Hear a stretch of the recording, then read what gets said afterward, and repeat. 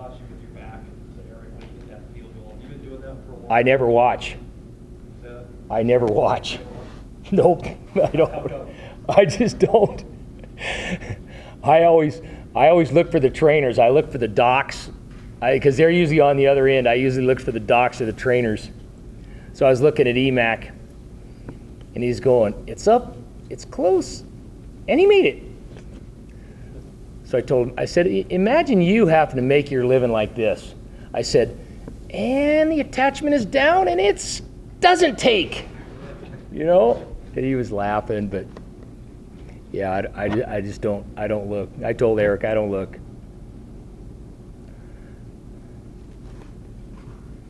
Yeah, there's been obviously, you know, when you lose one row, there's some negativity around. How have you seen the guys rally around that? Just so that you're rallying for you guys. You know, you can talk to these guys. Again, I think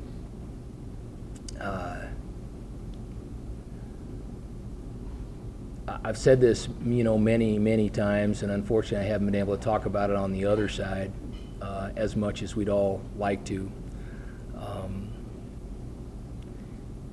It's not an easy time in the world right now for a lot of people. And all this corny stuff that you hear, whether it's a sports movie or whatever, all that stuff is true and it's eternal. And how you deal with life's challenges, how you deal with adversity, that's going to define you. And I think you need to know what your foundations are, you need to know what your philosophies are, you need to know what your beliefs are, and you need to hunker down and stick to that.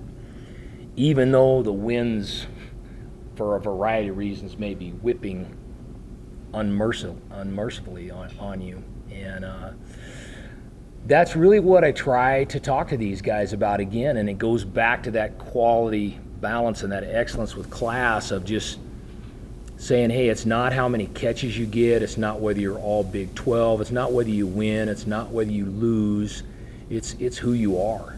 It's who you are and how you operate, because you're going to have some classes that are not so good, and you're going to have some jobs that are not so good, and there's going to be things in your life that are going to be not so good, and how you deal with that and manifest it is really, really important. And so the great thing is, I do think that they hang to that message and they cling to that message and they believe in that message. And so, you know, we've been pretty consistent with that. And I told them it's interesting because you have almost the same types of discussion, even though it might be hard for some people to believe. I've been on the other side where everybody's trying to convince you that you're going to go undefeated. Everybody's trying to convince you that you got all the answers. Everybody's trying to convince you that you can do no wrong. And you just got to pull them back to the exact same place. It's the exact same scenario. And so, you know, like I said, we take a lot of pride in that, and preaching that, and talking to the kids and giving them a lot of examples about it. So I've always been amazed. They were great in the locker room after the game. They were disappointed, as were we. They were, but I was impressed with how they dealt with that, and I'm impressed with how they're looking towards Kansas and the rest of the season. I mean, I think the best part of my job is being with those guys. We have great kids,